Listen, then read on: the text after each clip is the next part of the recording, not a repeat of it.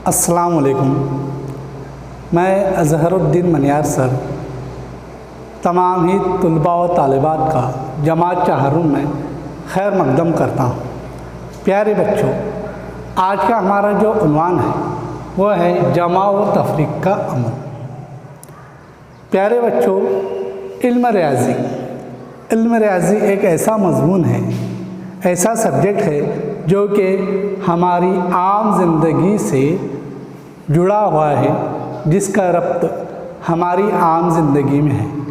जैसे कि हम अगर बाज़ार गए, बाज़ार से कुछ चीज़ ख़रीदना है तो वहाँ पर भी ये अमल होता है इल्म रियाज़ी का, क्योंकि हम बाज़ार जाते हैं, दुकानदार को जो चीज़ हमको ख़रीदना है उसकी रकम अदा करते हैं, उसके बाद फिर वो जो चीज़ है हमको दुकानदार देता है।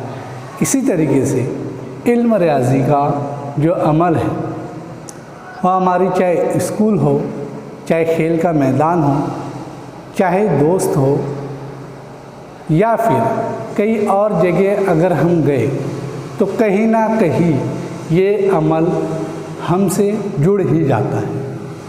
अब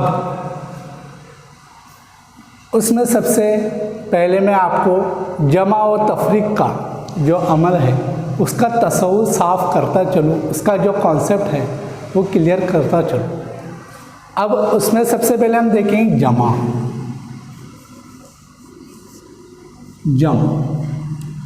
अब जमा की अलामत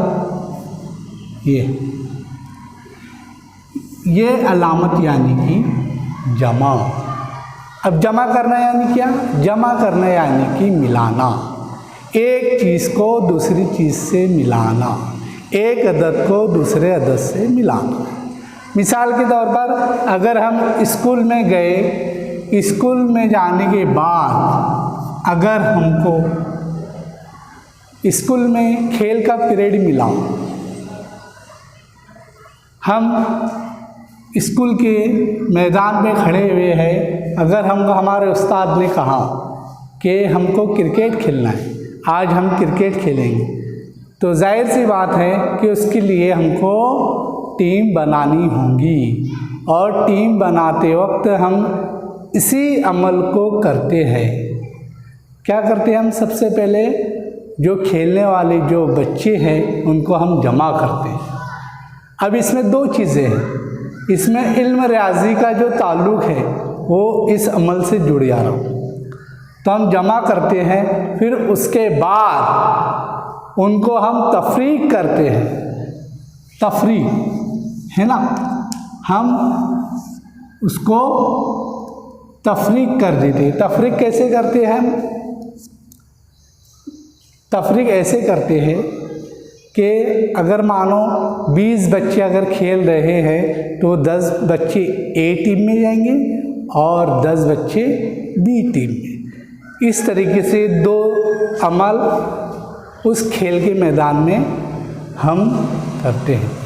तो मैं आपको बताता चलूँ, इसकी मिसाल देता चलूँ। अब अगर हमको जमा करना है, तो जमा के अमल में सबसे पहले अगर हमने मिसाल के तौर पर कोई एक अदद ली, मानो ये 2, अब 2 जमा 4, अब 2 जमा 4 यानी कि 2 को हमको 4 में जमा करना है, इसको मिलाना है। अब उसकी और एक सादी सी मिसाल में आपको बताऊं, जैसे कि ये एक पेन है, उसके बाद ये दूसरी पेन। अब ये 2 पेन कैसी हुई? एक पेन के साथ हमने दूसरी पेन जब मिलाए तो ये 2 पेन हुई। तो ऐसे ही यहाँ पर ऊपर वाले अदद को नीचे वाले अदद से मिलाना है, उसमें जमा करना है। ऊपर है 4, माफ़ करना, सॉरी, ऊपर है 2, नीचे है 4। अब 2 को जमा करना है 4, 2 को 4 में जमा करने के बाद उसका जो हासिल जवाब आएगा वो 6। अब ये 6 जवाब कैसे आया?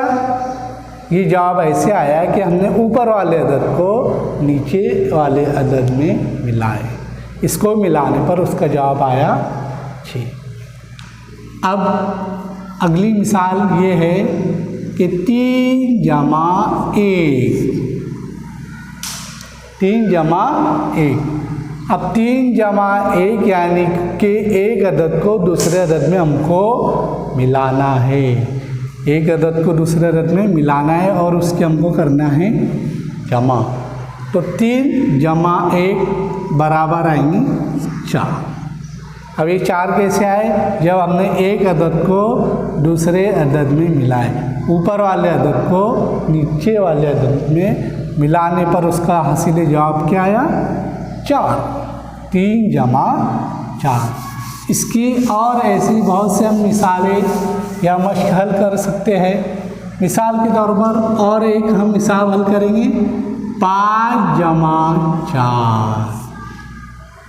अब 5 जमा 4 यानी कि हमको 5 में 4 जमा करना है। तो 5 में 4 जमा करने के बाद उसका हासिल जवाब आएगा 9। कितना आया? 9। तो यहाँ पर आपको ये समझ गया होगा कि ये अमल किस तरीके से होता है और किस तरीके से ये अमल को किया जाता है। एक अदद को दूसरे अदद में हमको मिलाना है, एक अदद को दूसरे अदद में हमको मिलाना। और मैं मिसाल देता हूँ आपको, 3 जमा 2 यानी कि 3 जमा करना है 2 में। अब अगर 3 में 2 हमने जमा किए तो उसका हासिल जवाब आएगा 5।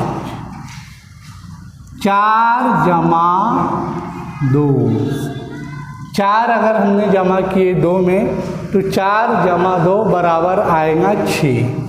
कितना जवाब आया? 6। तो ये हमारी जमा की मश्क है, ये हल हो गई। तो आपको मेरे ख्याल से समझ में आ गया होगा कि किस तरीके से यह अमल किया जाता है और एक अदद को दूसरे अदद पर से किस तरीके से मिलाया जाता है और उसका जो नतीजा है, उसका जो जवाब है वो इस तरीके से लिखा जाता है। अब मैं आपको दूसरी मिसाल बताऊं, वह है तफरीक। अब तफरीक करने यानी कि एक अदद को दूसरे अदद से कम करना, एक अदद को दूसरे अदद से कम करना। जैसे कि मिसाल में बताऊँ आपको, 5 तफरीक 2।